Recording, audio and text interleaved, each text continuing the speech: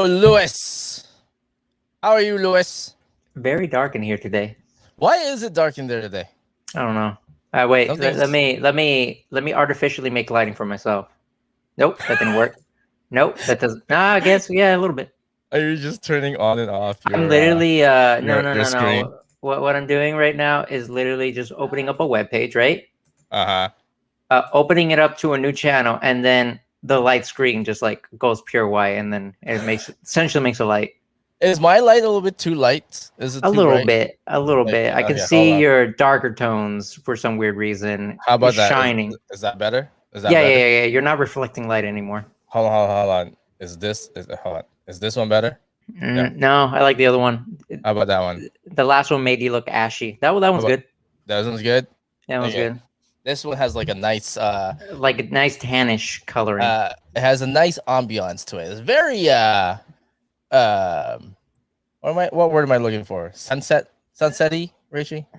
Yeah, sunset wise. It's a warm golden glow. That's what Rach says. It's a warm golden glow. So I have a nice golden glow going on. But how's everything, Lewis?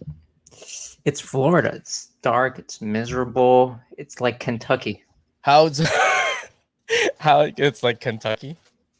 Florida is like Kentucky now? Right now, yeah, for like a hot second. And then the sun comes back up, and then it becomes more Florida because we're not Kentucky. I hope I get a lot of hate from Kentucky. We're just gonna have like Kentucky people just like I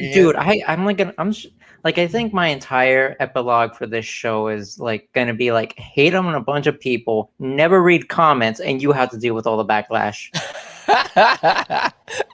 I have to deal with all the backlash. I know, because you actually read the comments, you dumb fool. I like reading the comments. What's wrong with reading the comments? Why do you hate yourself? You know, it's just that's just how Nathaniel. That's how I do things. Why am I like a very bootlegged version of Batman right now?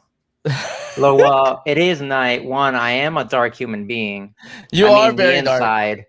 I'm not even gonna lie. And vengeance, I am spiteful. I'm not vengeance. I'm just spiteful. You're just very spiteful. Literally everything. I mean, like, you could be vengeance if you want to. I've literally gotten a mini like rivalry against someone that one time just like looked in my way, just did this, and then just walked away. It's like he is my new arch enemy. When somebody just passed by and just like, I hate this man. I hate this man. I will go out of my way to ruin his life. I'm so stupid. I dream about like breaking down his door, just taking his door, and then walking away. So much hate, man. Like, what's with the hate? I'm from Florida. That's all we do.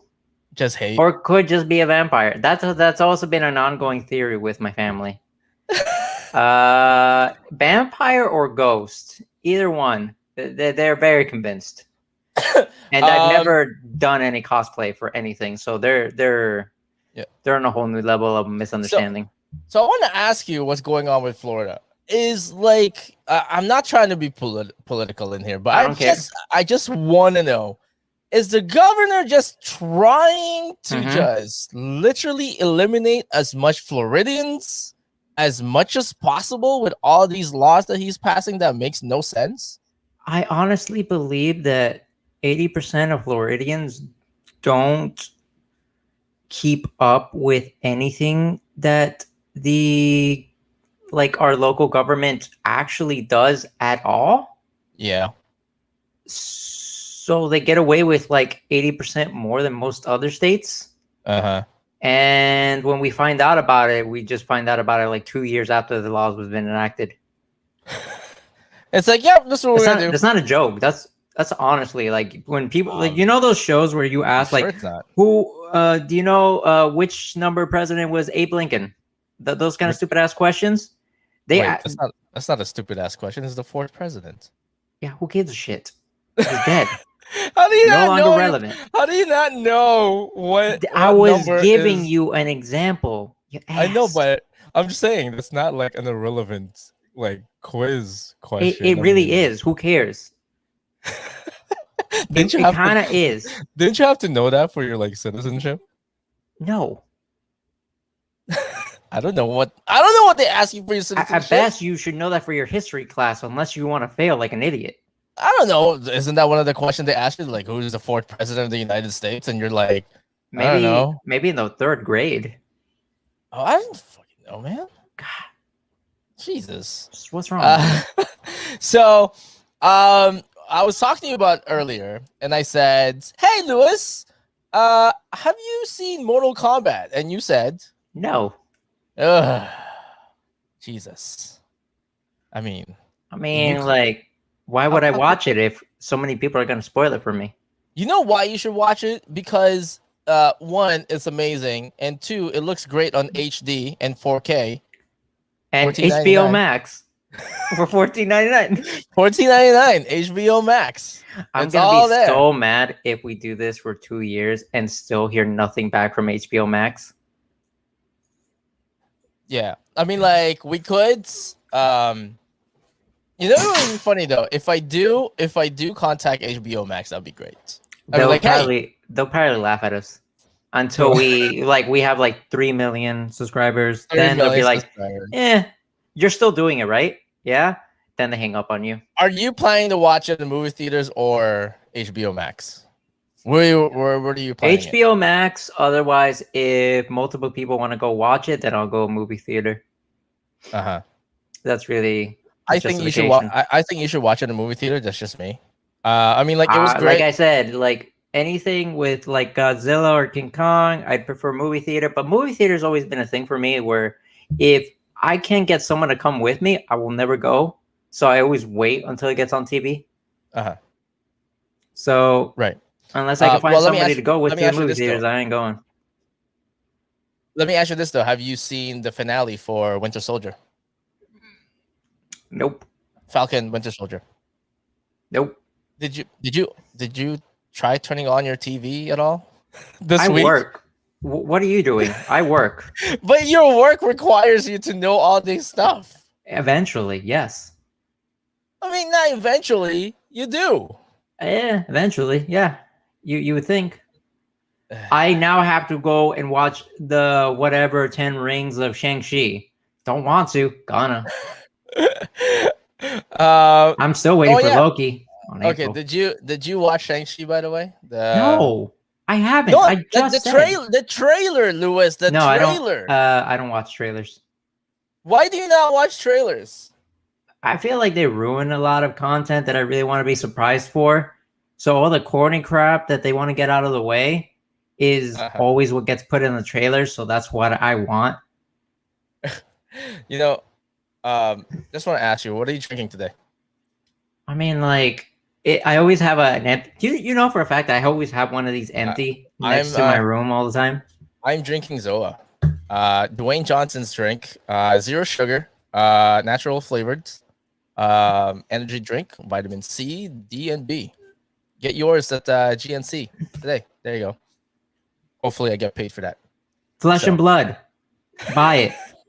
New Monarch release comes out end of this month. Hopefully, I get paid for that. So I'll screenshot this and then send it over to Dwayne Johnson and be like, "Hey, can I get paid?" And be like, if we're gonna screenshot, like, no, we can't get paid for that. We're gonna lose subscribers if you keep doing that. Okay, stop. What do you mean? You're the one that's gonna get us in trouble with all the literally licensed music that you've used every single show. They're nice music, by the way. There they are. Of course they are. That's why they're licensed. If they were terrible music, no one would give a shit. So you have seen no trailers whatsoever. Nope. You did not see any movie whatsoever. You claimed that you had to go to work, right? Claimed or did? Or I don't know. Did you? Yes. I have to work. I've been working every single fucking day, and Monday's like my day to rest. Jesus Christ, I'm so tired. Mondays, did you say? Monday. Oh, okay. Oh, Lewis. And then I'm gonna meet up with my board game group on Monday. I gotta show you, Lewis. I gotta show you something. Okay. I gotta show you something. Try to ad lib something. I'm gonna go get it because I'm gonna focus on you for a second. Go ad lib something. Ad lib something. Okay. Let's see. My day works starts on Wednesday. I sort the comic books, then go through League of Comic Geeks to try to see if anybody changed their subscription or pull on me in the last Okay, second. Okay, what's up? We're gonna lose viewership. Okay, let's stop that. Okay, so anyways. Do you want me to talk about my explosive diarrhea? I can go pivot into that. Okay, so check this out. So this is gonna segue perfectly to our topic today. Explosive diarrhea. So this is a signed copy of BRZRKR #1. Okay. So this is going to one of our customers, which is no surprise, is actually going to Nate because he paid for this. Okay. Hey, Nathaniel, good job. Check this out. So when I opened this up, I was like, "Oh my god, this is gonna be a 9.6 or a 9.4," because essentially, when you send in, when you sign up to get your book signed by Keanu Reeves, they have like a whole bunch of piles, like just a book, but they don't actually say this is going to Comic School Promotion, this is going to Nowhere, this is going to Midtown. They don't have designated. They don't have designated books for that. It's just randomly he just signs them, and then whatever gets processed gets processed. There's no designated destination, and whichever pile you're in, they keep passing them out. Exactly, it just gets processed. So when I opened this, I was kind of nervous. So I was like, "This is gonna be a 9.4 and 9.6," because I've seen 9.4s and 9.6. And when I opened it up, I took the cardboard out. I opened it out. I'll just take the plastic out of here.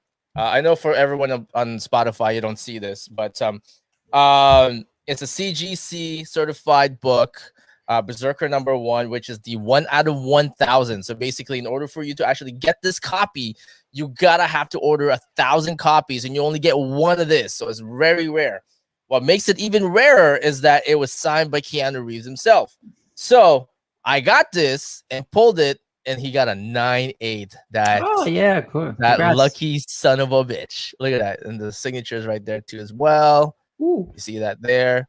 And then 9.6. And then you can see there it says signed by Keanu Reeves, 9.8 on it. I'm always surprised by like people like years of signing things have very great consistency.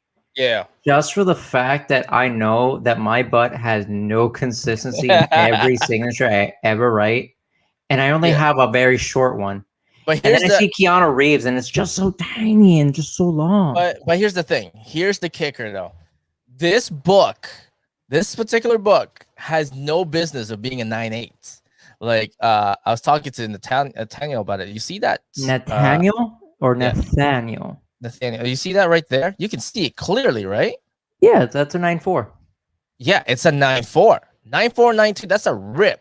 And then there's like discoloration. I know you guys can see it. I know in podcast you don't know what I'm showing Lewis, but on the very tip of the book, there's like a tiny rip. I saw a tiny rip. I'm trying to see the discoloration of the spine. That's hard to see. Yeah. So there's a tiny rip on the very tip of the book on the spine. And essentially that means that this book should not be a 9.8. It should be a 9.4. Now, this becomes a dilemma on in Nathaniel because he can't take this out and get it signed by John Boy, because they'll relook at it again. It will go down. It's not, CGC will not honor the certification that you guys have, and then say, "Oh, I want." Yeah, previously, and they're like, "Oh, I want to get this signed by another person." They're not going to honor it. It could be anybody. They're going to honor the yellow banner. Yeah, but not the grade. Not the grade, because there's still going to be human factors in there, right? So essentially, if he gets this signed by John Boy, it will be a rare book that's signed by John Boy. But if he does get it certified, there's a good chance it'll go down to a 9.4. Honestly, keep it. The difference between grades is huge. The difference between the amount of autographs is marginable at best and not worth the regrade. So recently I saw that book being sold for about $4,000. Cool. $4,000. Okay. So 2,000 raw at the time when it first came out. Now that it's signed, 9.8 is going for about $4,000. So Nathaniel kind of nabbed this because essentially we sell packages, and he bought the package. When he bought the package, it was only $600, and he gets all the scale variant covers, all the variant covers. He gets this too as well for like $600. So we are on record on selling BRZRKR for the cheapest price, right? Nathaniel, by the way, if your address doesn't work, He can send it to our PO box. Let me know your address, and I'll just send it to you. If your address doesn't work, you can send it. Lewis will give me his address, No, and just send it to the PO box. Lewis will personally actually hand it over to you when he gets it from his home. Take a picture with you, and then send it to you as proof of confirmation. So anyway, so that's actually a perfect segue to because it's happened before. I still have 2 packages that I can't get rid of. One's in my closet and one's staying in my car because I'm too lazy. So today, where are you? Today is going to be. I just want to give you your shit. So today, I don't want to carry it. So today is a special day today because we are going to be talking to a great cast. It's actually a really good segue from BRZRKR CGC to this cast. This is actually very special to me too as well because I worked with Delgado with this. When I mean worked, I did very little. I did very little of it. I just kind of did consulting with him. Just think of it this way. I did less. Yeah, I did less. Because you didn't even tell me about it. Yeah. But these people, essentially, we're going to talk to the cast of BRZRKR live action fan film, which is right now still, well, it's not still, but the fan film is actually on record as being the first ever live action for BRZRKR, something related to BRZRKR, and it's a fan film. First fan film out there too as well. We're gonna talk to Delgado, and then we're gonna bring on the cast. So I'm gonna get Delgado in here. Let me see if I can get him in here. What's up, man? What's up, Delgado? What's up? Hey, Delgado right there. So everyone, that's Delgado from Geekvised. Geekvised is the one who actually directed, produced, and did everything, and wrote the film. So like I said, I did very little. I didn't do anything at all. I just did consulting for him. And that's Delgado right there from Geekvised. Right beside him, that shoulder that you see, that is Daniel from Limitless there, FX. Daniel, what's up? How's everything? Everything great. How you guys doing? Good, man. Good, man. Do you guys have a bed? Do you guys have a bed and then like Netflix in the bed? Yeah, we cuddle. Yeah. I wasn't gonna bring it up because I thought it would be rude, but thank you. Yeah, I know you guys. This has been bothering me the entire time. Like, did we disturb? I mean, you had which I find funny because they're also in the dark. You guys. So I know this is obviously a relatively Florida thing. The mood's in there too as well. The mood light and everything. I mean, like just Netflix and chill, or Call of Duty and rough it up. Yeah. So if you guys, it's mostly roughing.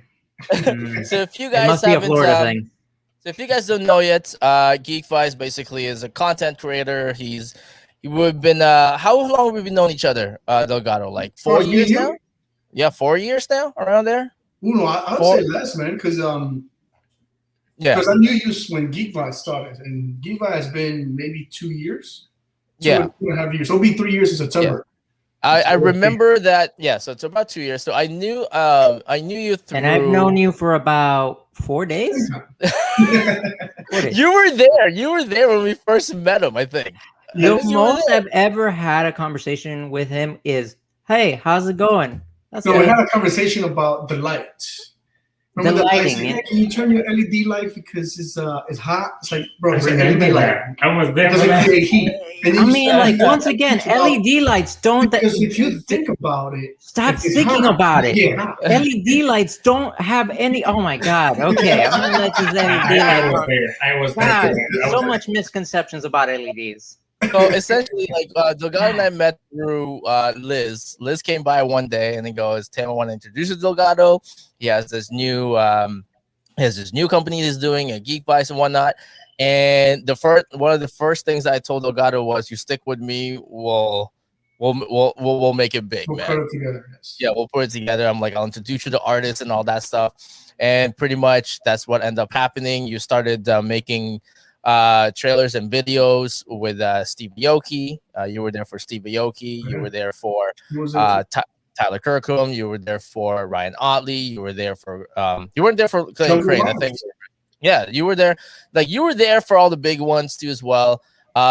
This is before, I think I met you after we did the Drake Bell, because you weren't there for Drake Bell. I knew that.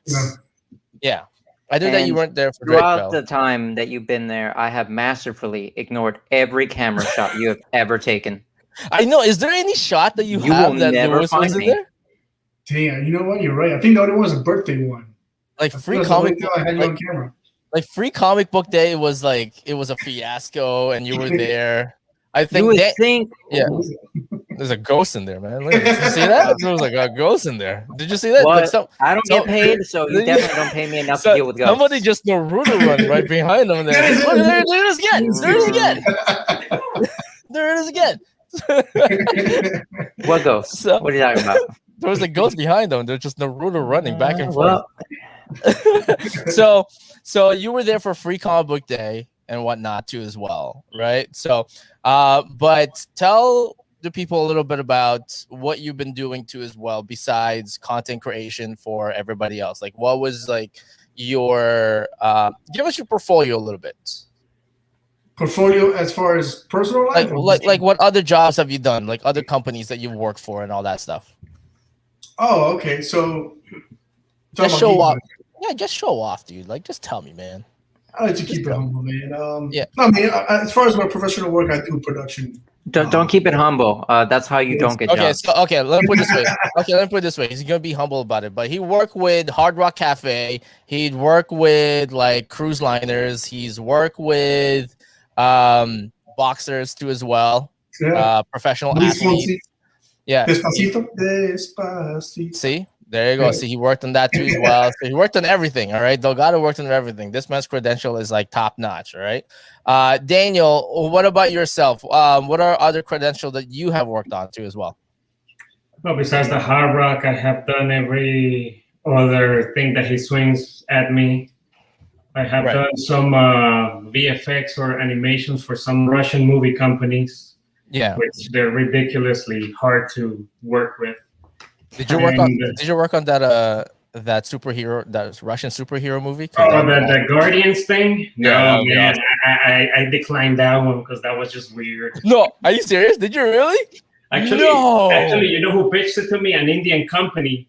And I was like, but what is that? I thought it was gonna be Bollywood. I was like, yeah, I'm down for that. But hold on, this is like if you got invited to do any Bollywood film and you said no, I would have been so I want to get on those joints, man. Those Bollywood. They're so fun. I can totally do the VFX. They're so ridiculously fun. This is blowing my mind. Did you really you said to the Russians, no, I'm not doing your Guardians movie? No, it wasn't the Russians. It was like an Indian company. But yeah, no. At the time, actually, I think I was like super booked with other projects. So I was like, no, I don't have the time. Oh my god, that was. Were you like, oh yeah, that sounds great? Can you pitch it to me? And then when you knew it wasn't a Bollywood film, you were out immediately. It was okay. So we'll take you guys to a little bit of a story on how we came about with the BRZRKR movie too, as fan film too as well. So they announced that Keanu's making a comic book, and the first thing I thought about was Delgado. I hit up Delgado. I'm like, Delgado, there's this thing going on. This is this. So it's like everything was convoluted. And just to let everyone know, this was what is it now? It's April, so literally almost a year ago. Marks a year ago when we started planning this, because BRZRKR was supposed to come out in October, and there was going to be like 3 months somewhere there that you were going to start casting and then writing the script and all that stuff when we were still planning it, right? And there was nothing said yet as far as nothing was set in stone.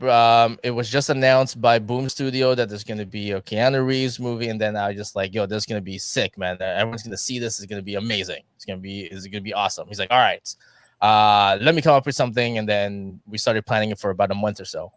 And then what ended up happening was they're like, okay, who are we going to do casting, right? So this is where the casting comes in. We're like, okay, I know already who I want to cast, and that's going to be Eduardo. We're going to cast Eduardo. And at this time, Eduardo had like a long hair already, and based on COVID hair. based on the concept art that came out, it was like Eduardo's gotta do it, right?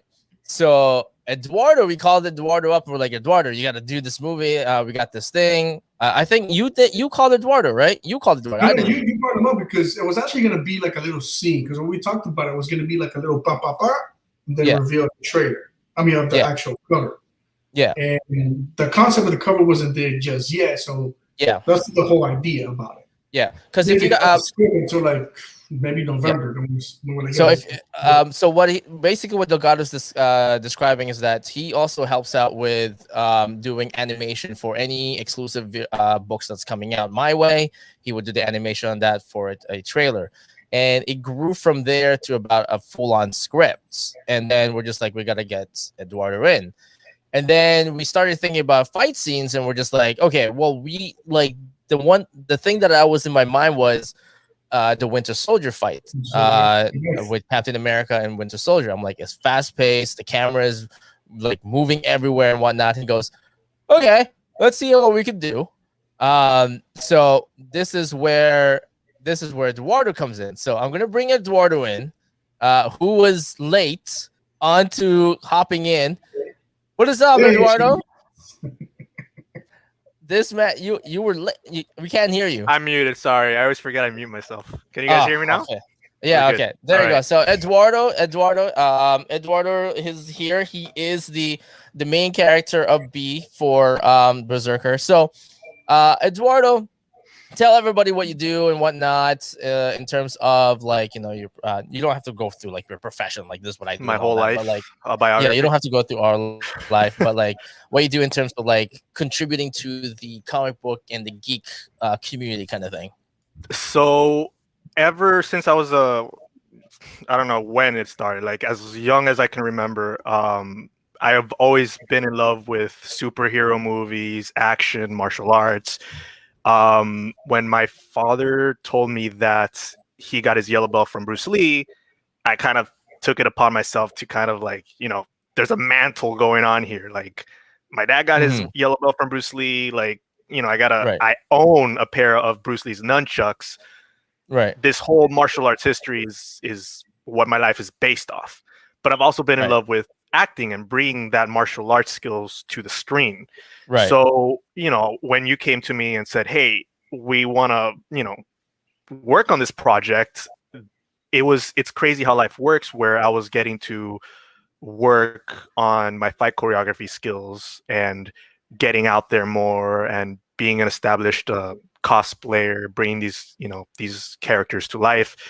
It's all been kind of going full circle, and it's been an amazing experience, right.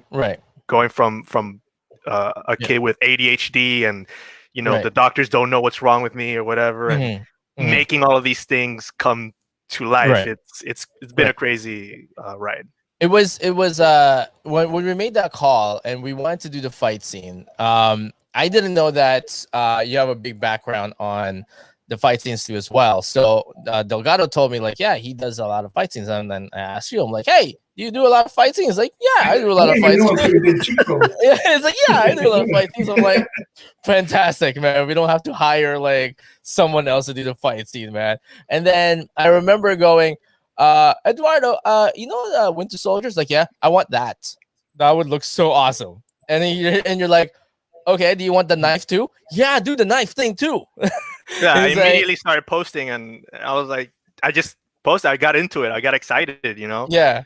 And then the test shots for BRZRKR. Right. The test shots for it. Yeah, that's right. And then the funny thing is that you go, oh, do you want the knife thing, the knife drop there too? I was like, yeah. And you go, yeah, I could do the knife drop too as well. I'll play with a real one. I was like, yes, that would be so awesome. And then I went to Delgado. I was like, hey, he said that he can do it with a real knife, and he goes, no. He's like, no. I'm like, we're not doing real knives, man. I always try to push Delgado past the, how can I say this, the legal limits. Yeah. And he's just like, no, let's bring it down a notch, and then we can build from there. But the way Delgado and my brain works is we come up with stuff step by step, right? And we go molding it. And if we don't like something, we subtract it and then add some, we go 3 steps forward, 1 step back, 3 steps forward, 1 step back. And it comes out so beautiful.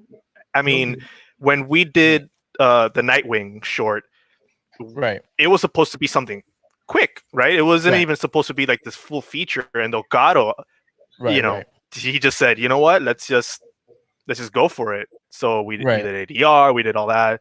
Long story short, we found that magic, the magic serum, I guess. Let's go with serum. We established this connection where we just kind of bounce ideas off of each other, and it just ends up working, and it's the most beautiful thing ever.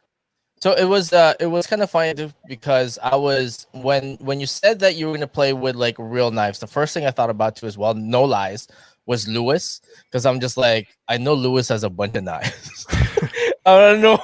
I'm like, at one point I wanted Lewis to do like a cameo there too as well, with like I'm not sharing my knife collection with you. That is very private information, and they were very expensive.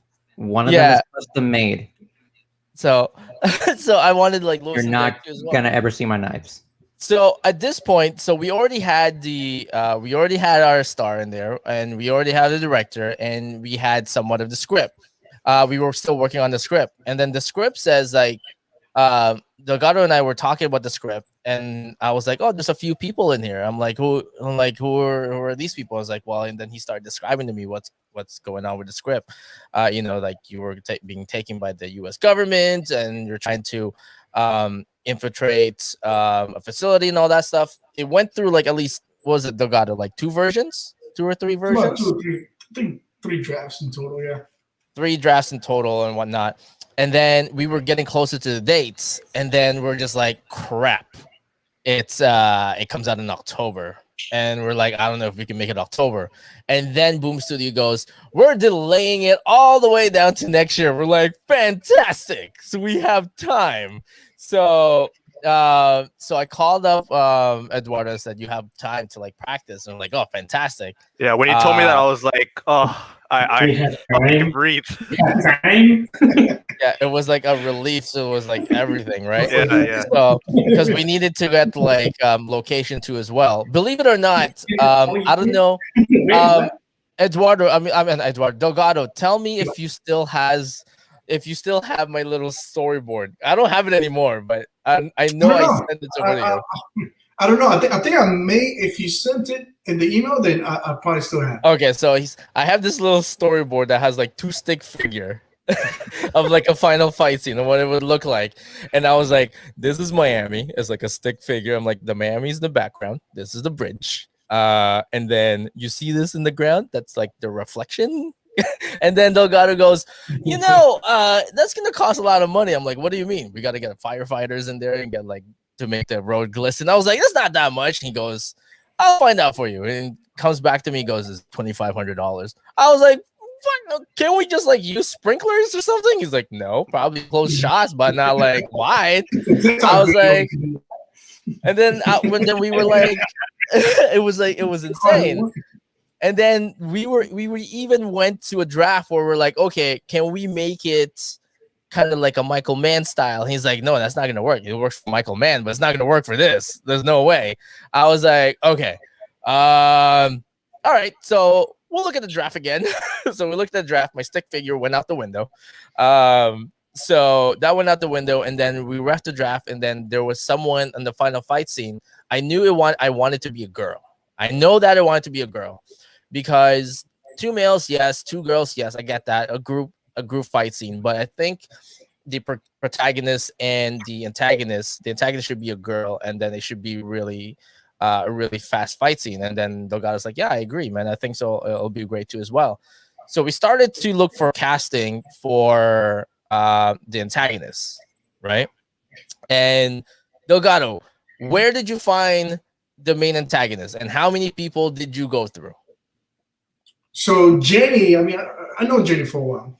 And we worked, and Eduardo worked with her on Cheat Code. So we did the casting, and we had a couple female leads, but Jenny really sold on that, and Chico's like another short that you did.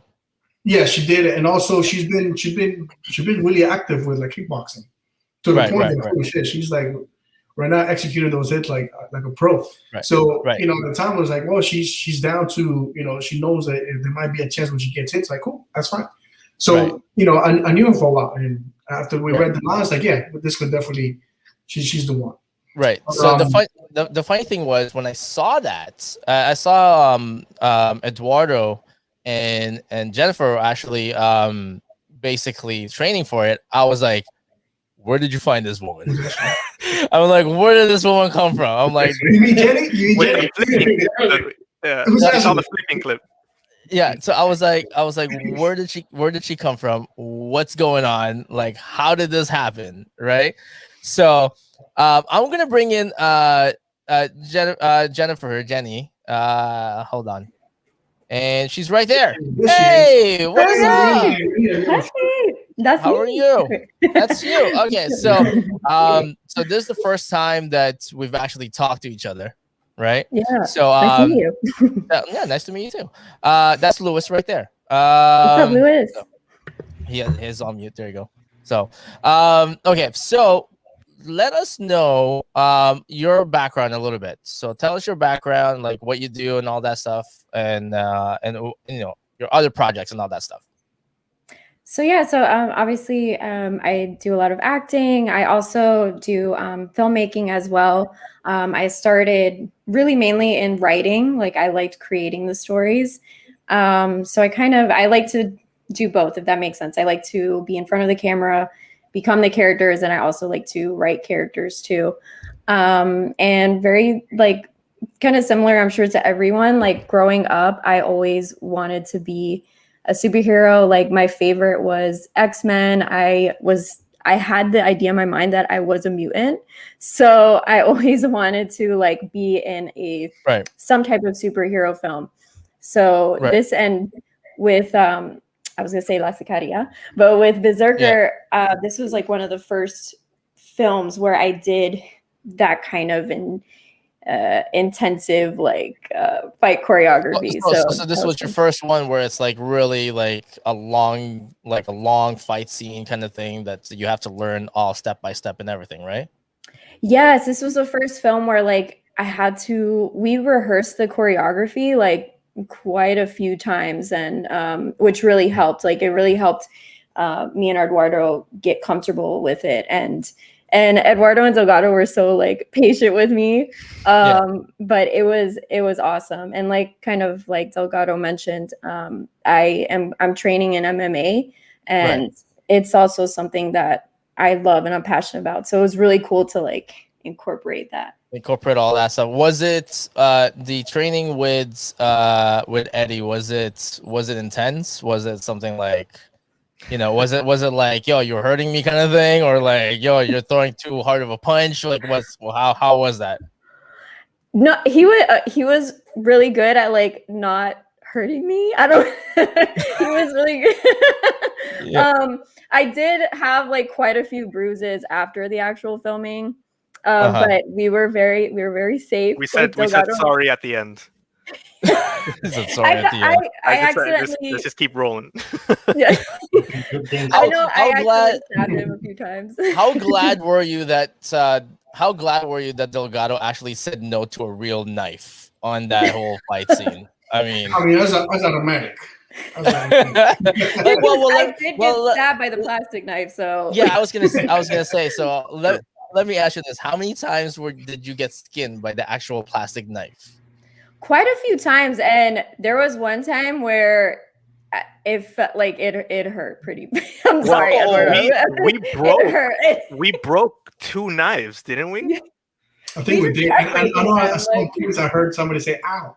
I think we broke one during practice. How many knives did you guys have on set then? It was 3. I think. It was broke, and then it'd be 3. Basic math. Well, no, I'm saying is like, why are you so bad at math? Well, no, I'm saying is like, on me for everything. I'm asking how many they had on set, like just for precaution. They probably have 5 and they only used 3. That's what I'm saying. That's just a waste of money. Well, I mean, it's just movie, man. Thing that things happen, like things break, and it do. And so we had 2 of the K-bar looking one, and I would say 3 of the smaller ones. Right. Just in case, because that spring-loaded thing, there was a point that it got stuck and wasn't coming out. Right. And I think that was half of Daniel's job. Daniel was just going around fixing stuff. Yeah. Because I didn't want to VFX the shit. Hey, just here. So like the funny thing that most people don't know is that when we cast Jennifer, it was around December already of 2020. And you guys didn't start training until about January, February, I believe, around that time. January, January, February. And this is when COVID already hit. So how was it difficult for you guys to train during COVID and whatnot? Because I saw a couple of videos where you guys had a mask on. It was a tricky thing to figure out because we had an incident prior for another project that it's on pause right now. But we went on to practice at a gym, and I ended up getting sick, and I was like, all right, it's too risky at a gymnasium still, So we put that on a pause, and it took me literally a whole month to remember that Tropical Park, which is the park by me. They leave the mats for the people that jump. I always forget the name of that sport. The high jump, where they jump really high. The high jump. Pole vaulting. Pole vaulting. There we go. Thank you. So they leave the mats for pole vaulting out, and there's nobody in that area. And I said, me and Delgado, I took him there once, and I said, look, that's the perfect spot to practice, at least to figure things out, and then after that we'll keep practicing at location.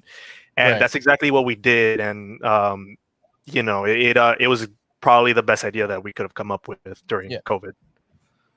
So that's actually because the one of the things that I wanted to make sure that everybody is safe in there, right? Obviously there was a little bit of mishap and what happened to as well. Eddie, if you don't mind me I'm mentioning, you got COVID, right? I got COVID. I don't know if it was like in the middle of last year. Early last year. Was it during the training or no? No. It was like before you even told me about it. Before you even told me about the project. So and thank God I got like the mild version. I only lost my sense of taste and smell. Which I don't wish that upon anybody. Not even like the coughing and all that stuff, but it was just the taste and smell, thank God. So but ever since then, took precautions, safety, and so now that we had I'm taking everybody on like a little trip in here, like what's happening in the background while me and Delgado was like talking and while he was filming and planning all this stuff out too as well. So now that we have both casts already, we have both main characters, Eddie and Jennifer there. One of the things I told Delgado is that I would like to film it with, the cast. We don't want to, he wanted to do a casting call, but I told him one of the things I want to do is that since it's going to be seen by a lot of people, I wanted to be with the people that supported Delgado, that supported myself and everybody, like, all of our friends. That's why we came up with Eddie and Jennifer there too as well. So I didn't want him to start casting outside, right? That's one of the main ththings I want. So to bring that up, there was a lot of requests that Tim gave, and I was like, Tim, the whole budget, like, you have the big tiger on the boat, invitations, and then kind budget with the kitty. That was pretty much the whole spiel I gave. Tim. So Tim was like, "Hey man, we gotta give the cosplayers." I'm like, "Bro, that's what Geekvised is all about. That's automatic." So with that being said, there was some suggestions, but at the same time, I expect if we're gonna do a film, hey, can you give me 100% of your time? There were some people who felt Eddie's speaking and understandable, and that's when we say no, let's do a casting call. Let's do it because we always have to put film. The right way of doing film as professionals. That way we can grow, we can learn, and pretty much do this on a full-time scale, getting paid and drinking us on the rap party. Right. You know, that's what we did the casting call. Addie's always going to be in my mind, and I'm like, hey, Addie. GC was casted, actually. GC was, when I did the casting call, he hit me up, and Addie, of course, hit me up too. And I was like, oh, Addie, you're already automatic. Yeah. She has that little of a I could see her in a uniform.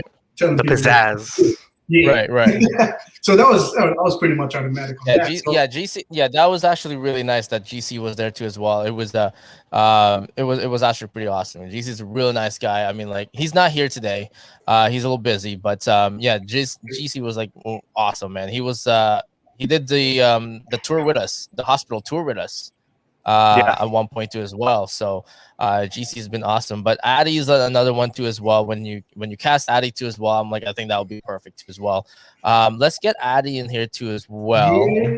Bring it in. Addie. Hey, what's up, Addie? She's muted. She's muted. Are you muted? I'm not muted anymore. Hi. Okay, there you go. Hey, what's up? How are you guys? How's everything? Good. Keeping busy, you know. Yeah, awesome. We just need 3 more to be the Brady Bunch. I know, right? No, the just 3 more. Bunch, So before we begin on like how you got into the project, tell everybody watching and will be watching what you do and we know you're a cosplayer, but what else do you cosplay and all that stuff? Well, I'm big into being a strong, forceful women. So I do cosplay, like, you know, Hippolyta, things like that. Anyone who's She-Hulk, anything that's strong. Like, I'm super into fitness. So you'll notice that when you like look into any of my mediums, you'll see like, she's definitely a fitness nut. She's into all of that. So I'm deep into that. And also a new venture that I started is I'm into real estate. So like, that's brand new to me. So that's interesting. So everyone can agree that out of everybody in this little screen right now, you guys can agree that she's the most famous one in here, right? She was in that Wonder Woman panels and everything. She met like Gal Gadot and whatnot. So all of us collectively are into the industry as her, technically. So put in a good word for, like, you know, Gal Gadot and whatnot, and Patty Jenkins. I got you. Like, you know, if you have any ideas on how to replace me as a co for this man, I'd be much appreciated. I would like my Sundays back. I can take naps now. Lewis, that's right. Today's Sunday. Yeah, Lewis never gets his Sundays, by the way. So I appreciate that you guys are taking the time on Sunday too, by the way. I'm not a weekender kind of girl. I work every day. You know, that's what it's about, man. So let us know. Tell us how you got into the project and how when Delgado approached you about it. Well, I actually saw him post something about like a casting call, and I was looking at it. BRZRKR seemed like really badass. Pardon my language, sorry. Right. So I saw it and I was like, hey, I'm reaching out immediately. I'm definitely interested. And the part that he explained to me about the lady, like, I loved it because I like being a boss. I'll just be honest. Right. Of course. I like being that person laying down the law. You know? Right. That's my kind of like, that's what I like to do, man. So right. this is perfect. And like, seriously, like, anything Delgado touches, anything that Danny touches, like anything you touch, man, it turns to gold. So like, how could I not turn it down? You know what I mean? Like, come on, like, epic opportunity. I couldn't help but say, like, please let me be in this, man. Right. You're doing the casting call too. Like, here's a little fun fact. We'll play with the idea of Adi maybe being a Sicaria, but because the Sicaria's background is Hispanic. And I think we even had she even said some lines of saying stuff in Spanish. Right. I love you, Adi, but I don't think that role is going to be for you, but definitely the late. No, that would have been hilarious because I have no accent like that whatsoever. And I look Russian most of the time, so. Oh, look Russian. Were you in that movie that Daniel was supposed to work on then? The Guardians movie? So essentially, we have the full cast now. We have the script and whatnot. Now, the problem was that we need location. I remember that Delgado, you and I were talking about location. How did you pick the location on where everything was gonna be placed? So for me, the most important thing is control of the set. I know you pitched about like a background of the city. It's like I love it. I love the idea. Let's see what we can do. But the only thing I can think of was the helicopter pad. But we're like, to get that helicopter pad, we'll need so much insurance because you literally have to climb up. Right. Who knows what the protocols are to be able to be within the same realm. So I knew the warehouse that we could shoot. And like I said, the reason why I want control is because lighting. Lighting is the key to everything. Right. You just want to shoot something, with a camera and a lens. That's everybody. That's what everybody does. Right. So hold on. Hold on. Before you move forwards, put this in. Have this in mind with your answer. Somebody said, "How much did the short cost?" So did it cost a lot for the location and stuff like that? No. So we had to make a few phone calls. Yeah. Lots. No. So I mean, the place is actually my sister's. She owns the location. She's AC company. So I was able to borrow that from her. So and also with the cast and crew, it's kind of like, hey, this is you pitch in your vision and they believe in it. They'll join you and they'll go the miles for you.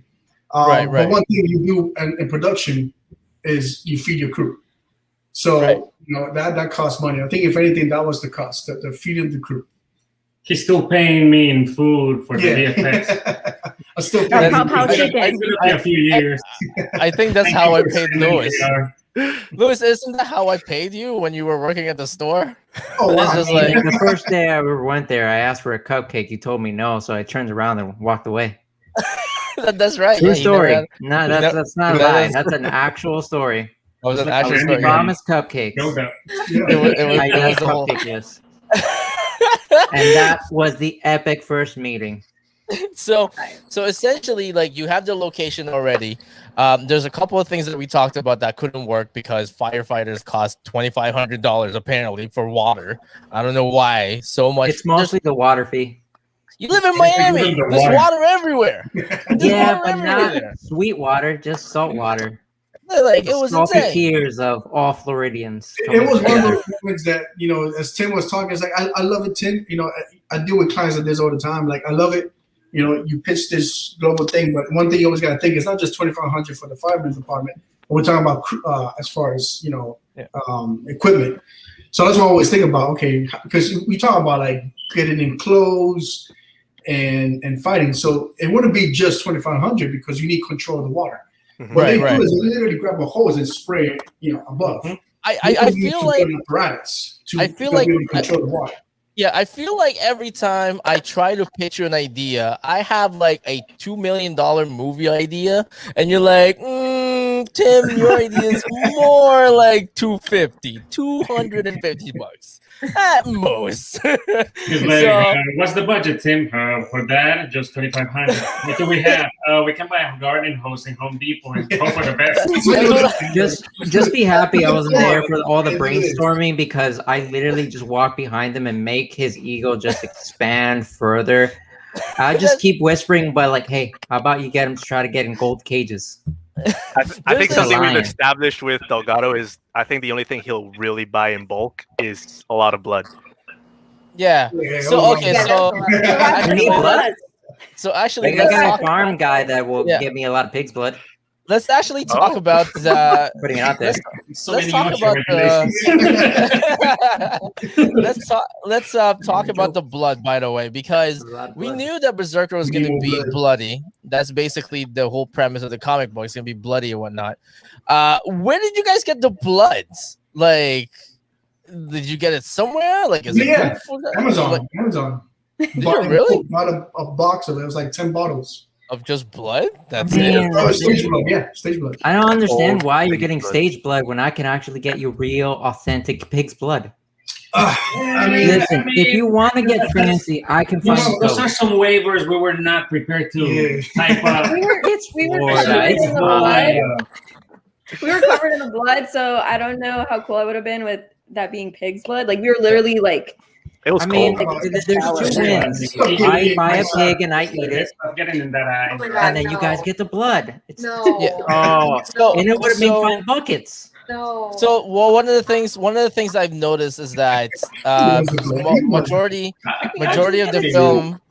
So what I noticed, what I noticed is that majority of the film was actually shot at night. So let's talk about the night, and then we'll move on to the blood scene. So, which night scene did you shoot first, Delgado? Did you shoot Jenny and Eddie first, or did you shoot Addie's shot first? So it was Addie. It was what we shot first was the flashback of him in Warriors outfits, different type. Right. And the Addie scene. Those were the 2 scenes shot in the day. That was pretty much. No, the first day we did the vehicle when he gets picked up. Or was that? No, that was second. That was second day. No, Okay, second. That was second. Okay, so what time did you guys shoot the night scenes? Oh, the night scene we started like about 2 p.m. Right? It was 2 2 p.m. to like 1 a.m. VFX came. VFX turned. It was an afternoon thing. Yeah. I think it was like 3 p.m. Crew was there at 3 p.m. to start setting up. Cast started coming around 4 or 5. Yeah, right. And we started running around 6, almost 7 o'clock. Right. It was getting dark earlier. Okay, so I want to ask Addie, what was the difficult part of shooting with Delgado during a night scene? Me? Yeah. No, she didn't do a night scene. She was. I was like, first well. I thought she did a night scene. No, she actually did. She did help though in the second scene. She helped with the makeup. The makeup. At the beginning. He helped with the makeup. Yeah, the makeup. So did you have to have like a table with them too as well, with the makeup table and whatnot, or did you just like do it wherever there's a light? It's really easy because the location that they chose had a little section, like a little kitchenette. So like there was lighting, there was everything that you needed there for like makeup. There was like a bathroom there, had everything that you needed to make sure, you looked okay, you looked good. So like the night didn't really bother much of like the makeup and preparation. Now as far as like recording and like the performance that night, that goes to Jenny and Eddie, man. Like y'all killed it. Did you help out with the blood scene with them too as well? You know what? I did miss most of it, and I wish I didn't.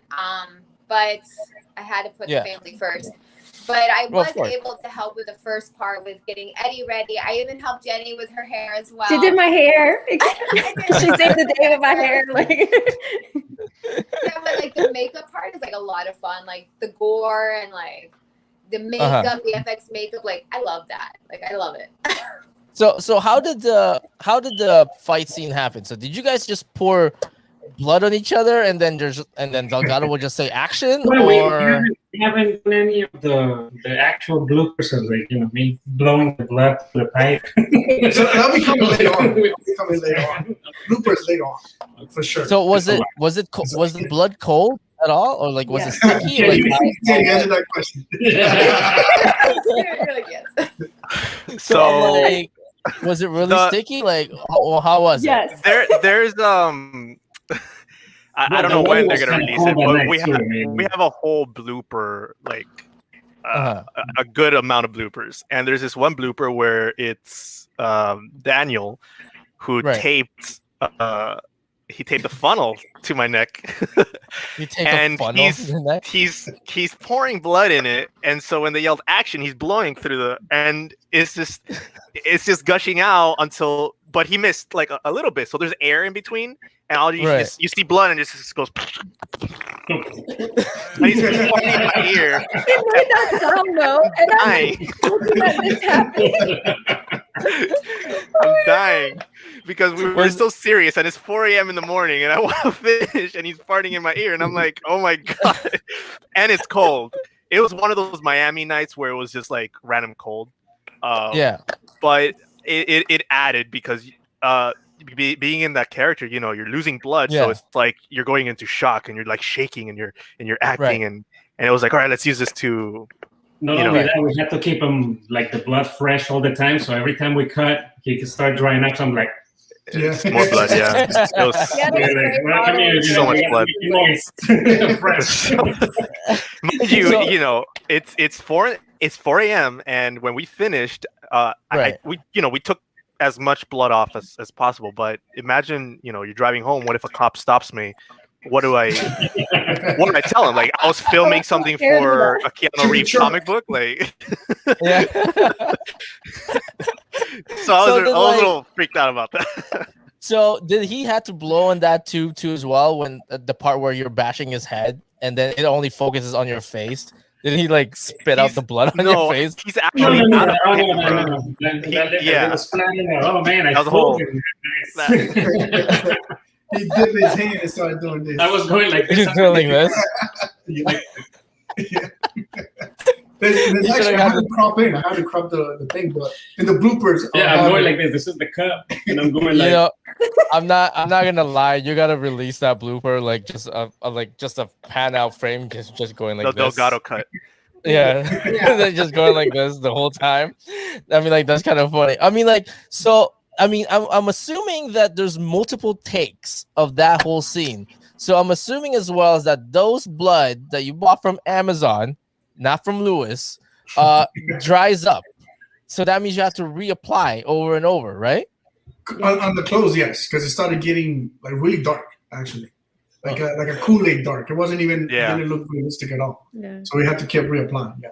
So you gotta keep applying and applying. Yeah, because they're like, oh wait, she just stabbed me here, and he like hit me. Yeah, the in continuity the was the tricky part. Yeah, keeping track of that was like, I was like, okay, wait, you got stabbed, and luckily the knives had a little stain up to them, so every time they got stabbed, they got a marking. So I was like, okay, we got to cut here. Yeah.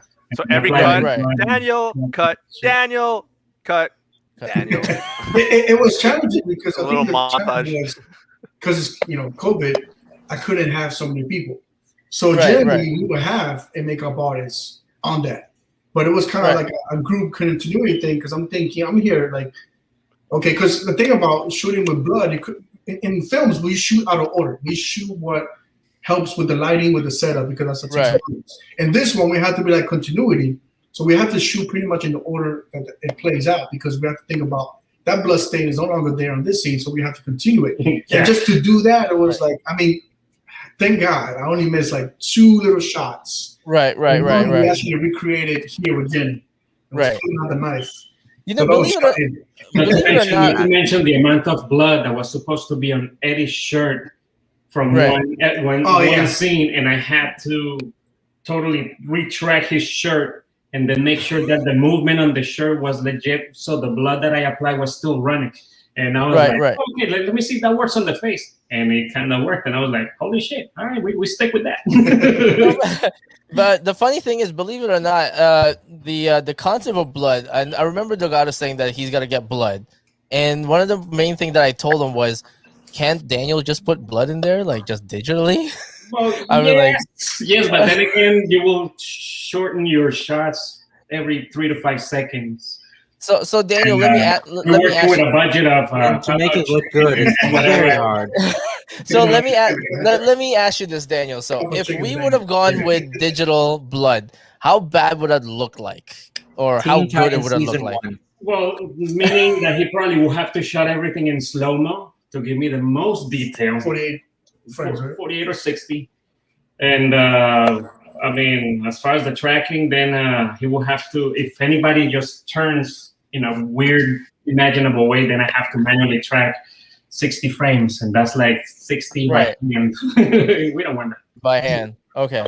And not just that, I mean, for me personally, as a director, I like the practicality. We also add VFX also, but practicality of it, because it just gives more authentic. Yeah, we try to keep it as subtle as possible with the visual effects. It just looks, I don't know, it looks nice. It looks, and the actor feels it. They feel the blood. They can literally sense that it's on them.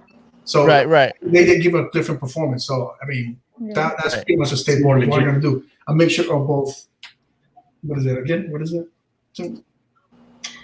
Movie magic. Yeah, movie magic and VFX. Yes. Yeah, like the most subtle. If we can keep the VFX as subtle as possible, so they don't look like they're there. That's the whole point. Yeah. You mean practical effects versus digital effects? Yes, practical effects versus in this scenario is mostly practical with enhanced by VFX. Okay, so like those knives going into Jenny. So Delgado, I'm assuming that you had to get all these guys back over to actually do a voiceover because you know the dialogue needs to be a little bit clear, right? Did you have everybody there, Addie, Jennifer, and Eddie in the same time, or was it like one at a time? It was just Jenny and Eduardo, because Addie and GC was a short lines, and it was a quiet. The reason why we got their lines because we had to leave the bay door open, and literally the street is right across. It's literally 10 feet away, and it's a business street. So you hear a lot of so a lot of the lines are pretty much drowned in the cars passing by. So we had to APR it. As far as GC and Adi, the bay doors were closed. We were upstairs, so a lot of more sound muffled. So those were clear and concise. Oh, okay. So it's not that bad. Okay, so now that everything was edited, everything was done and whatnot, how did you guys react when all of a sudden the video goes up and it goes 100 people, 200, 300, 400 views, and then all of a sudden 500 views, 600. I'm like, Tim, did you put money on ads? I'm like, me using the VPN for the first couple of hours. I was like, what money? I mean, like, you guys probably was watching this, and then all of a sudden we were. I don't know if you guys were refreshing the YouTube channel, his YouTube channel, and all of a sudden, all of a sudden you see 1,000, 2,000, 3,000. And you're just like, what's going on? I mean, like, how did you guys feel about this? I mean, like, I'll start with Addie. I'm like, were you watching the counter when it first came out? Like, when it first came out? I did a couple refreshes. I'm not gonna lie. I have a couple of those views in there, but like the thing is with me is that I saw what was coming. When you have such if you see Eddie and Jenny's fight and you see the chemistry that they had, when you see the production, when you see everything coming along, it's not one of those films that you see on YouTube that's just like, oh, that's nice, click. You know, it's one of those like, hold on, stop, something's happening. So I knew something was going to happen. So when I seen it, it was just like, I knew it. I knew it was going to happen. I knew it. I seen it. It's just like the potential and everything was just there. So it's just so satisfying to see everything that just came together. So it was there. I knew it, but it was just like, holy. Yeah, it would just start coming in. Well, what about you, Jenny? Were you refreshing the channel too as well? Like a couple of times? a little bit, and then I had some friends like looking at it multiple times. But no, it was really awesome. I mean, I knew that it would have like a great audience reaction. I didn't know it would have such a big viewership at first, and even for it was really cool because before I was casted, I don't know why I was like, oh, they're probably not going to choose me. I don't know. So then it was, I know why it's silly, but then when I saw myself like in the final thing and like doing this whole fight scene and people are like, oh my God, she looks like such a badass. And I'm like, oh my God. So did you send the link out to everybody that you knew and whatnot and be like, yeah, that's me in blood. Yeah. They saw actually before I even saw it, because we have a lot of mutual friends with Delgado and like they watched it like on their TV before me and I was like, wait, like I want to see it first. And they were all like, freaking out. So it was an amazing experience. And then it was shared with like a bigger audience. Like, I don't know if you guys will get into it, but I know like Zack Snyder liked it and I was like, whoa. Yeah, that was actually pretty cool. What about you, Eddie? Snyder probably said you guys need more slow-mo. When you saw it going up, Eddie, did you start refreshing everything too as well, and then just like I mean, you know, like a lot of people, I'm my own biggest critic. Like I'm like, oh my God, like I should have said that differently. Oh my God, I said that so stupid. I was critiquing myself like crazy, and then you know, I think it was Jenny, and she's like, we just hit 9K, and I'm like, what? And I check, and then when I checked, it's 10K already. So in that span of the time, it hit 10K. I'm like, what the heck is going on? Like, this is crazy. 10K views in less than 24 hours. It was like 24 to about 36 hours. I think it was. Yeah. Because I remember. I don't know if I was sleeping. I don't know if I was sleeping or not. But Delgado texts me, and he goes, "Tim, this is at 10,000 views right now. Did you do something about this?" I was like, "Well, I don't know what you're talking about, man." I'm like, "Where is it now?" We hired an Indian call center. Yeah, I checked it and I was like 10,000 views. Oh, that's not bad, right? But from what I remember, when I first checked it, it was at 5,000 views, and I was like, all right, that's pretty cool. And then when he texted me, it was at 10,000 views. I mean, like, as a creator and director and producer and writer, Delgado, what did you think of when you saw that it was very well received? A lot of people really liked it, and they actually started watching it too as well. I mean, like, that you got to be proud of that too as well, right? No, 100%. I mean, when I started seeing the numbers, like, okay, that's freaking awesome. You know, to receive something that we really had pushed forward to, bringing this geekdom to a live action and bringing a comic book that it's known because of Keanu Reeves' name, but it wasn't known because we just knew there was an immortal guy who's kicking ass. Right. So it wasn't like Batman Fanfilm or something that we grew up with. So it was cool to see that kind of reaction, and the people really saying a lot of things. I really enjoyed it. I thought it was really cool. Yeah, right. That was pretty awesome. I didn't expect to it, to be honest. But I think it's a thing about me, because we have made videos that reach 100K. For other things, we made like slow motion videos of Legos blowing up. I dressed up as a sword, and I found Mega Sword, and I even went viral on Instagram. For myself, I never told myself if it does good views or does bad views, because I never want that to affect my creativity and my drive. So I was like, okay, cool, let's just put it out there. If it gets 2 views, well, okay, cool. 2 people saw it. I hope they liked it. So it was awesome to get the opposite of. I thought it was going to be really good, but not that good. So it exceeded our expectations. Yeah, what I can tell you guys is this. So even though it's not reposted and mentioned by Ross Ritchie is basically the head of Boom Studio, CEO and whatnot, and the marketing team and CEO of Boom Studio did see your film, and they did really like it a lot. So that much I can tell you.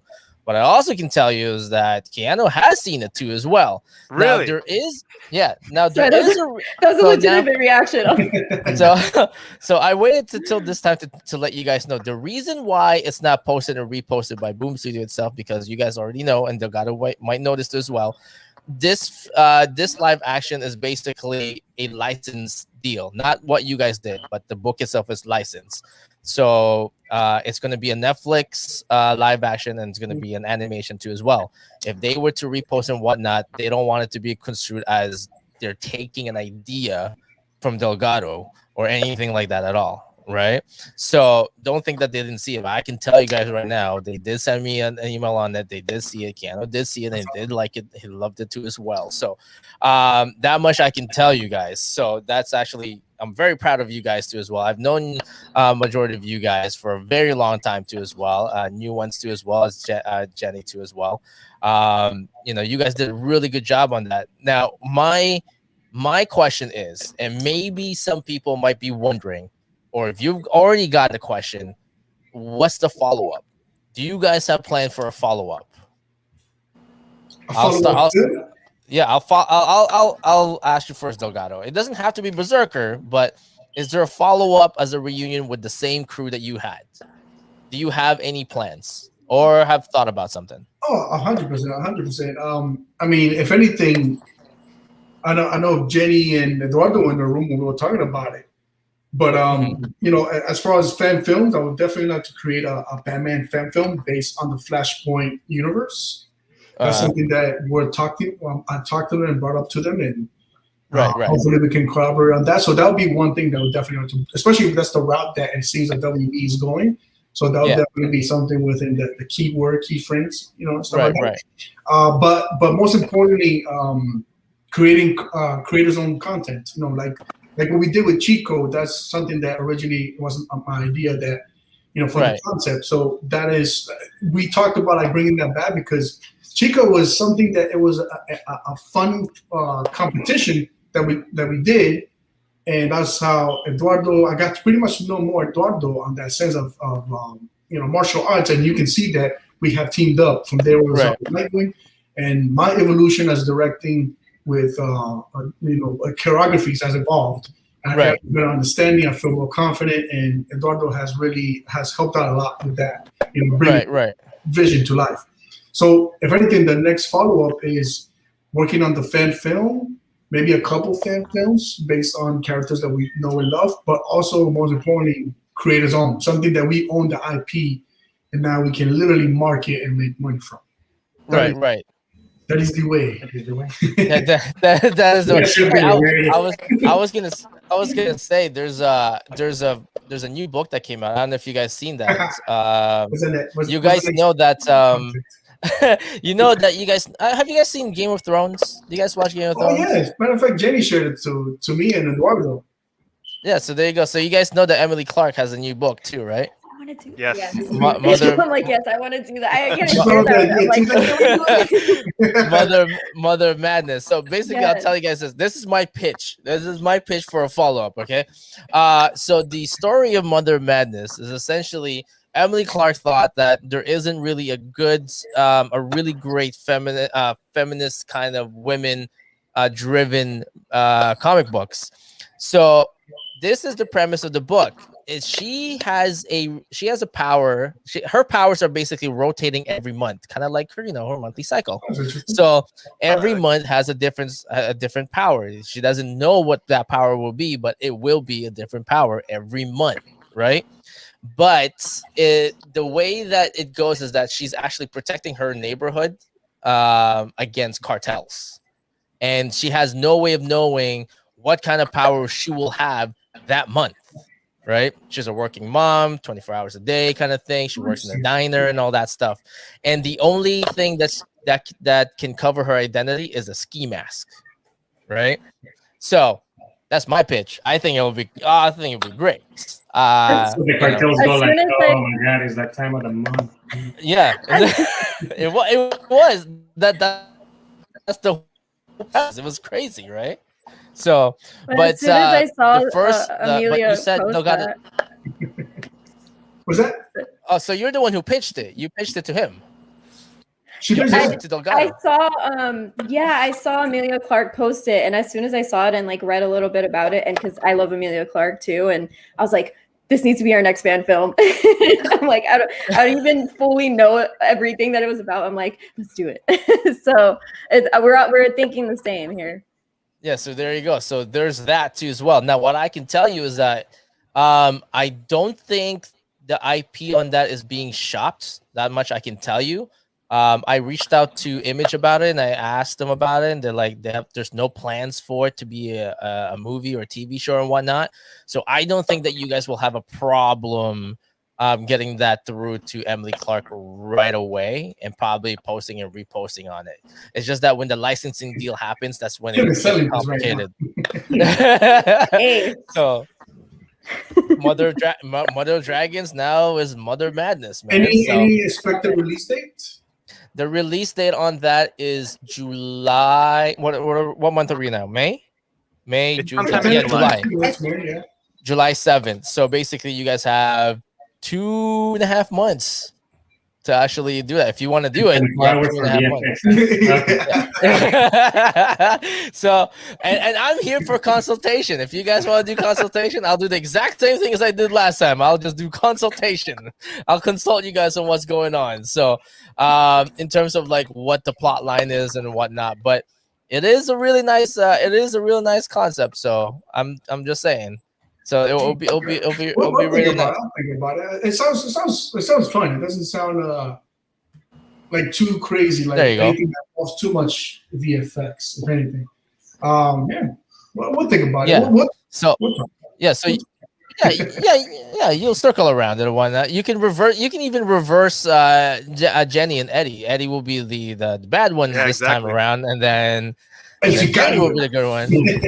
Yeah. So there you go. And then Addie would be like the best friend of like Jenny. See, there you go. See, I got it all plotted already. There you go. So Tim, I have a question for you. Yeah. Because when I wrote the script, there was no information. The script was really influenced by what Keanu and his team talked about for New York Comic Con, which was online at the time because of COVID. Yeah. Right. They spoke a lot of things. Did you knew exactly what was going to happen in the comic? Because when we read the comic, it's like, yo, we pretty much hit it dead on as far as like the similarities from the short story to the first comic book. Did you know much about it, or what was your reaction from the script? What I can tell you is this: I was able to take a look at the script, and you and I were working on the script, and I can tell you that this is how it's gonna go. He's been around for centuries and decades and all that stuff, right? It's good to have an insider like myself on like the comic book business, because information gets passed around now and then. Bits and pieces gets passed around between us, like me, Lewis, and whatnot, since we work in the comic book industry. Versus there was not much the information. At the time, you didn't give much information. I remember you telling me about like, hey, Vampire Diaries, how he doesn't want to die necessarily, but he doesn't want to be mortal. So that was one of the key things in the thing. Yeah, and that's pretty much how I feel. How immortals will want to be too, because eventually it gets old. You know what I'm saying? Right. So, after you read so many comic books, you'd be surprised how a short summary and knowing who the writer is, that writer stays tried and true to the concepts they normally bring into every book. Yeah, for the most part, there's like information that gets passed around within the comic book community versus what's being passed around the customers. What the customer sees, what you guys see, is basically what's being presented to you by the press, and that was about it. But in order for us to order these books, they give us a little bit more information, just tiny bits more than what you guys know, in order for us to purchase it. So when we got to the point where the immortality becomes a curse and he wants to die and he wants this thing resolved somehow, that is something that's been floated around the community on what Berserker will be, right? For example, this Mother Madness, what they told you guys is that she gets her powers every cycle, right?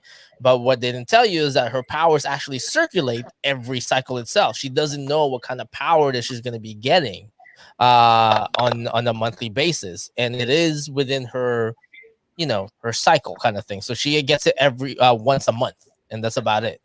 And then when about the ski mask, you guys just know it's about a ski mask. She probably wears a ski mask, but what you guys didn't know is that she has no costume. That's all that she has to hide her identity, is basically just a ski mask. And that's pretty much it, right? So just a little bit more information on what you guys have. They just give us bits and pieces of it. So that's why they have to excite only you. They have to excite us as the buyers to distribute to other buyers. Yeah. Right. So my question was, how close were we to the first issue?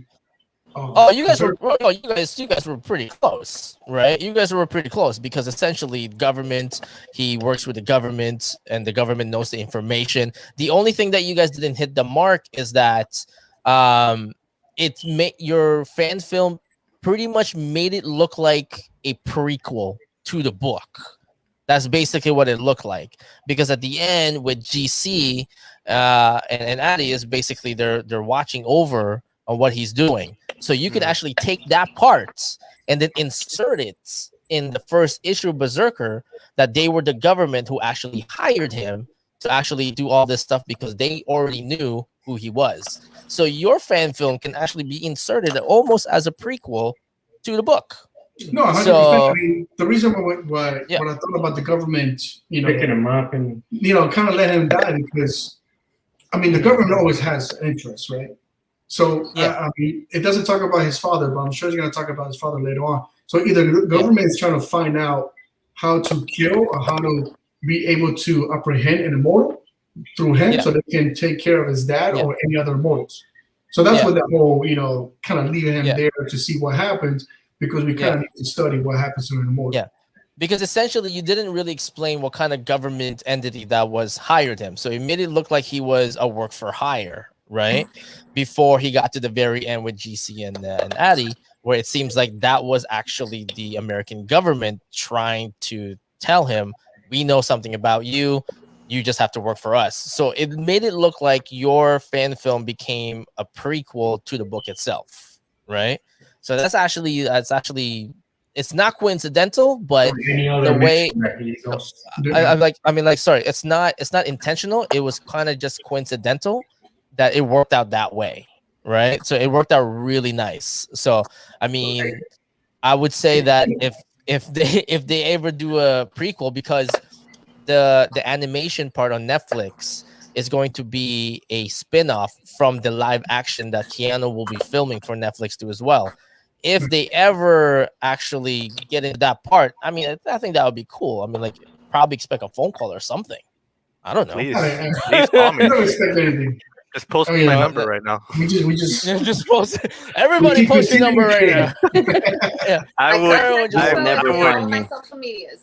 I told Delgado and Jenny, and I would cry if I heard Keanu Reeves just tell me, "Hey, I loved your project. I want you to come work with us and bring this to life." I don't know what I would cry like a little girl. I don't just like. Here's the most humble, amazing human being in Hollywood, you know, and the fact that he saw our project, like I'm not showing it right now, but I'm like dying like a little girl right now. Yeah.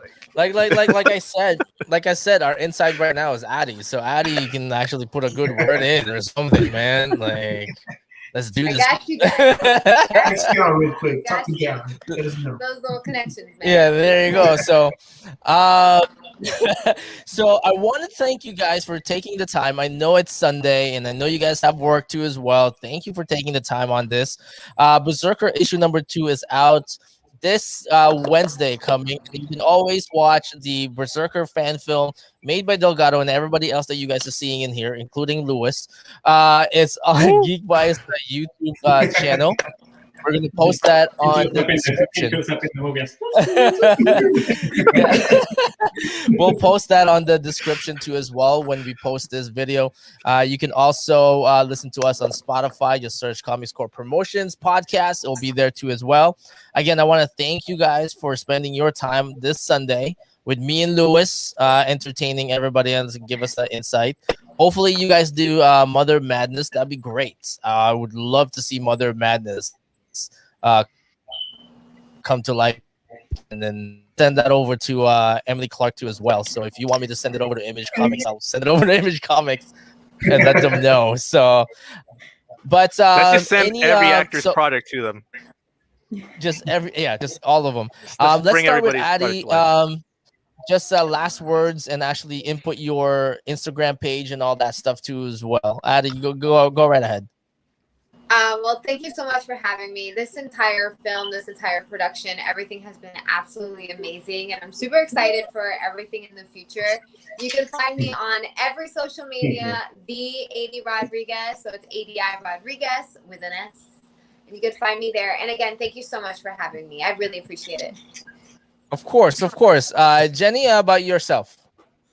I had an amazing time working with Social Delgado and Eddie and everyone involved with this project. So I was really thankful just to be a part of it and to be given the opportunity to like learn these fight scenes and all these things. So I'm really excited for the future and what we may be able to create as well. I think everyone here is like so talented. So I'm happy to be a part of this. And thank you for having me a part of your podcast. And you can follow me on Instagram. It's the Jennifer Joy O. Yeah, she's hinting the Mother Madness Delgado. Mother Madness Delgado, man. Eddie, how about yourself, sir? The cast and crew was amazing. It was extremely humbling to bring my fight choreography skills to light and learn, and we all learned from each other, and just really happy how everything came. And you guys can find me on Instagram at Eduardo_Lagares. And yeah, that just DM me there, and if you want to work on a project or something. Awesome. Yeah. And the master himself, the architect Delgado. last words for everybody, sir? Oh no, wait, Daniel first. Yeah, Daniel first. Okay, Daniel first. Oh no, but go ahead, Daniel. No, it was always a pleasure working for Geekvised, man. It's always fun. The projects are usually so creative. We also need to just spend more time with the crew and pretty much just come up with all these projects. Geekvised is the way. And you guys can follow me at Limitless VFX. That's LMTLESS_FX. Thanks, man.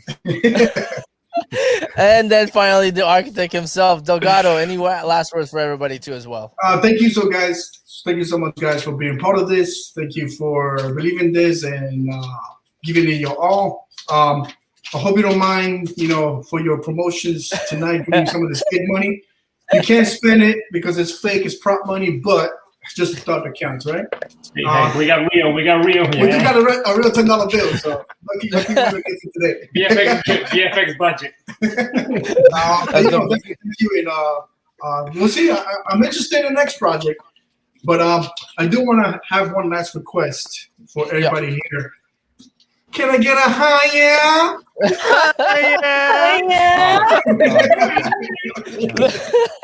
Louis, as always, you always get the very last words. Any last words for your fans, everyone's fans, everyone that's listening on Spotify?